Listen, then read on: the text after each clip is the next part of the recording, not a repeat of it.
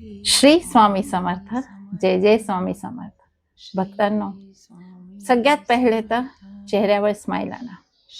कारण की स्वामी स्वतः म्हणतात, तू रडतो कशाला, तू एवढ्या टेन्शन मध्ये दिसतो कशाला, थोडी तर स्माईल आण, मी तुझ्या पाठीशी आहे.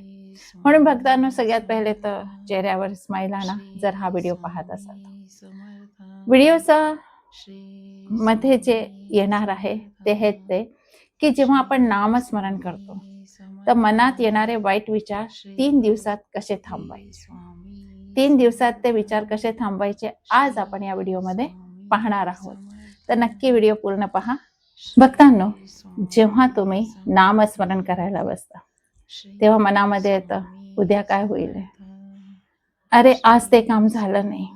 नामस्मरण चालू आहे पण मनामध्ये विचार येतात की काय होणार आहे, उद्या काय होणार आहे, आणि लक्ष नामस्मरणावरती केंद्रित होत नाही. तर आजच्या या व्हिडिओमध्ये मित्रांनो, समस्याचं पहिले मूल समजून घेऊ. कारण की जेव्हा आपण नामस्मरणा करता बसतो तर माहिती आहे, आपलं मन जे आहे ना ते लहान मुलांसारखं आहे. लहान मुलांना कधी शांत बसणं आवडत नाही, तसंच आपल्या मनाला सुद्धा शांत बसणं आवडतच नाही.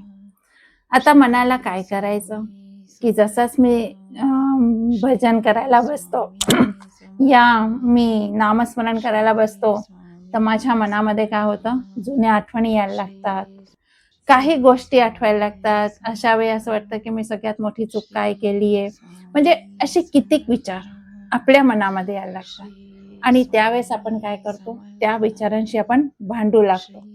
मला हा विचार आलाच कशाला, मी हे विचार करतोस काय, मला तर स्वामीचं नामस्मरण करायचं होतं आणि माझं हे मन कुठे जातं, या विचारांमध्ये जातं. आणि होतं काय की आपण त्याच्याशी भांडायला लागतो.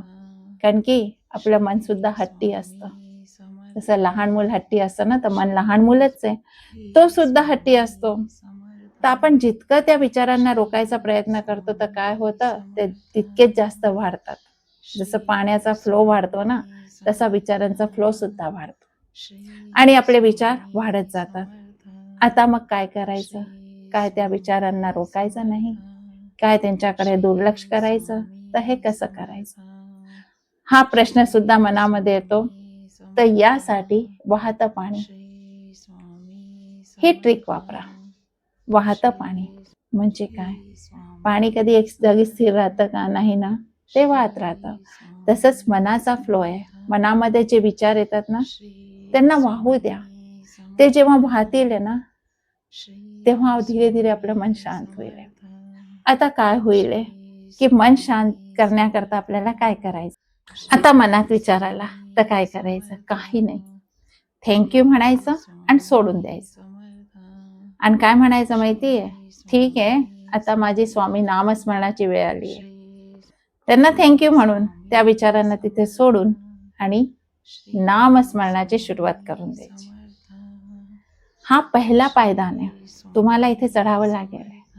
आणि जसं परीक्षामध्ये पास होण्याकरता काय करतो आपण, सतत प्रयत्न करतो, इथे हाच प्रयत्न आहे. विचारांना सोडून थँक्यू म्हणून नामस्मरणाची वेळ म्हणून आपल्याला पुढे वाढायचं आणि नामस्मरण सुरू करायचं. विचार येतात ते घाबरू नका, बिलकुल घाबरायचं नाहीये, शांतपणे येऊ द्यायचंय आणि येऊ द्या म्हणायचं, थँक्यू म्हणायचं, काम सुरू करा. अजून आपण काय करू शकतो, लहान मुलांना जर ते जिद करतात तर आपण त्यांचं लक्ष हटवाय करता काय करतो, त्यांना काही दुसरं काम देतो है ना, आणि त्याचं लक्ष तिकडे केंद्रित करून देतो. हेच आपल्यावर हवं. आपलं मन लहान आहे, लहान मूल आहे, आपल्याला सुद्धा त्या ठिकाणून लक्ष हटवायचं आहे. त्यावेळेस काय करायचं, आपल्या श्वासांकडे लक्ष द्या, है ना. श्वास चालतोय ना आपला, जेव्हा श्वास घ्यायला आणि श्वास सोडायचा याच्यावर लक्ष केंद्रित करायचं. श्वास घेतला, सोडताना म्हणायचं श्री स्वामी समर्थ. विचारांकडे लक्ष जाईल का, नाही जाणार. आपलं लक्ष कुठे राहिले, श्वासांकडे. श्वास घ्यायचा, श्वास सोडायचा, श्री स्वामी समर्थ म्हणायचं, याच्याकडे लक्ष केंद्रित होईल.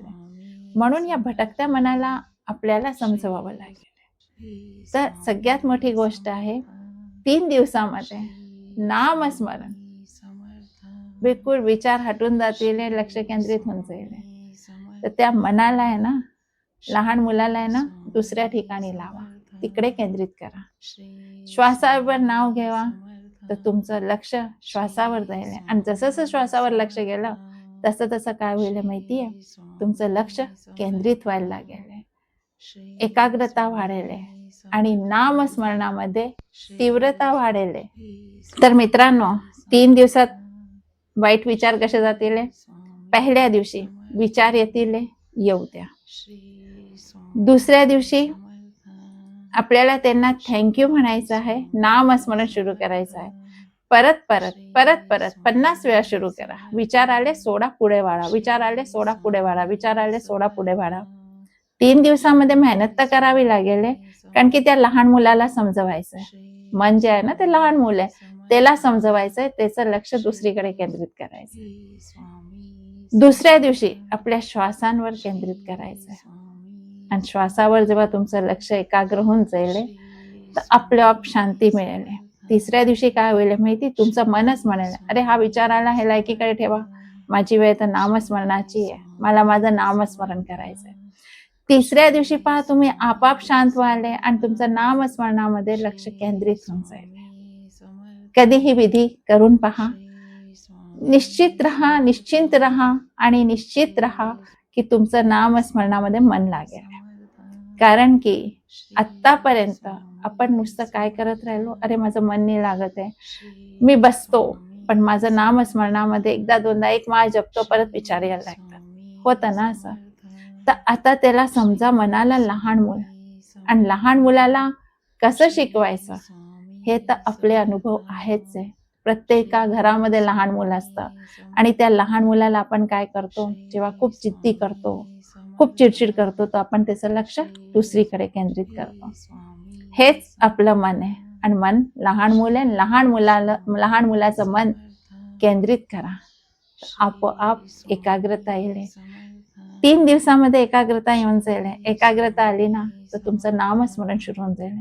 वाईट विचार दुसरीकडे होऊन जातील आणि भगवंताशी तुम्ही भेटणार.